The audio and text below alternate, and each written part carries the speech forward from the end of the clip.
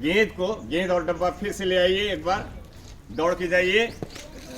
आपने देखा गेंद और डब्बा मैंने दोनों ऐसे धक्का दिया तो गेंद क्या करती है, अधिक दूर तक गई। क्यों अधिक दूर तक गई और डब्बा थोड़ी दूर तक गया?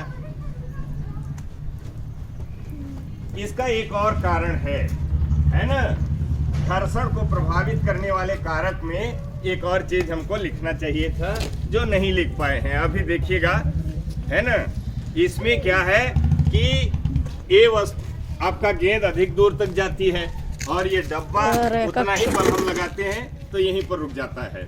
क्यों? अब ये गेंद जो है, गेंद इस सतह को, घर्षण बल मैंने बताया कि दो सतहों के बीच लगने वाला बल, जब सतह की मात्रा कम हो जाएगी, माने ये बहुत कम इसको छुएगी, तो दूसरी वाली सतह में अंतः बंधन जो हो रहा है ये बहुत कम हो जाएगा। बहुत कम ये अंतः बंधन होगा तो घर्षण बल भी क्या होगा, कम हो जाएगा। इसलिए गोल वस्तुएं क्या करती हैं, बल लगाने पर ज्यादा दूर तक जाती हैं।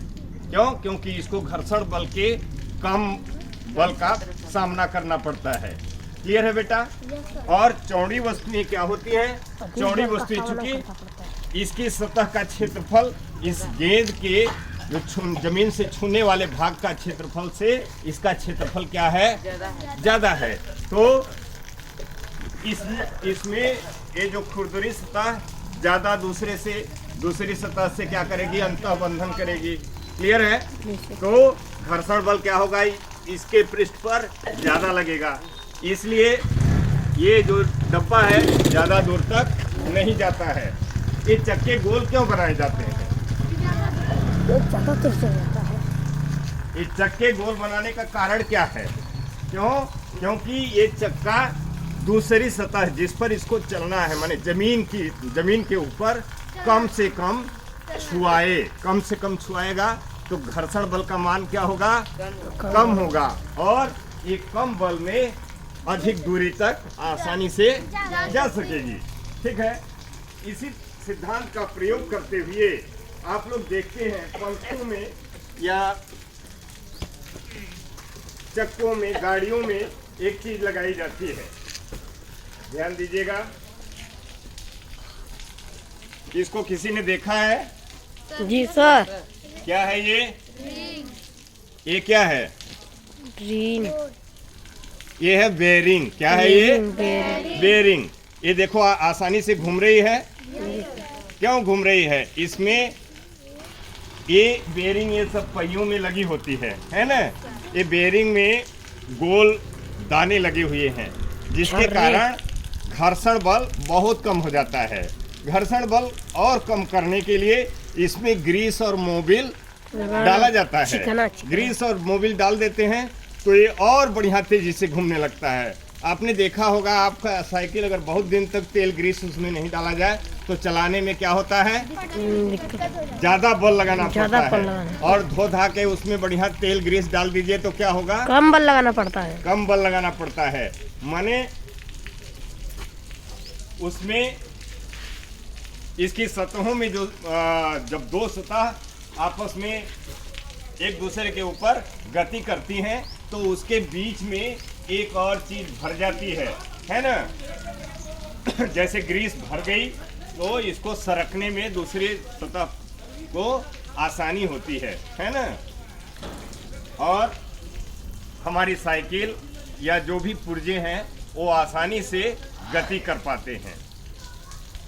तो आज की कक्षा में हम लोगों ने मुख्य रूप से घर्षण बल के बारे में जाना। घर्षण बल क्या होता है? दो सतहों के बीच आपेक्षिक गति का विरोध करने वाले बल को क्या कहते हैं? घर्षण बल। दो सतहों के बीच आपेक्षिक गति का विरोध करने वाले बल को क्या कहते हैं? घर्षण बल। घर्षण बल तीन प्रकार का, स्थैतिक, सर्पिल और लोटनिक प्रकार का, है ना? स्थैतिक घर्षण बल क्या है? कोई वस्तु विराम अवस्था से गति अवस्था में लाने के विरोध में लगने वाले बल को स्थैतिक घर्षण बल कहते हैं। और सरकती वस्तु की गति का विरोध करने वाले बल को सर्पी घर्षण बल, और लुढ़कती वस्तु की गति का विरोध करने वाले बल को लोटनिक घर्षण बल कहते हैं। और घर्षण को प्रभावित करने वाले कारक कौन कौन से हैं? चिकना और खुरदुरा सतह, हल्का हल हाँ वस्तु हल्का या भारी, और ढलान का होना, और चौथी बात दोनों पृष्ठों है ना, जैसे एक धरती का पृष्ठ है और एक इस डब्बे का पृष्ठ है, इनके बीच जो क्या है, कम से कम क्षेत्रफल, अगर संपर्क वाला क्षेत्रफल क्या होगा, कम से कम होगा, तो घर्षण बल का मान क्या होगा, कम से कम होगा।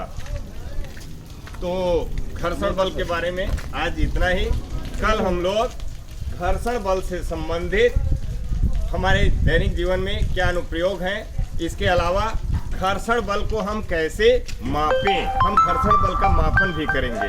ठीक है, तब तक के लिए बहुत बहुत धन्यवाद।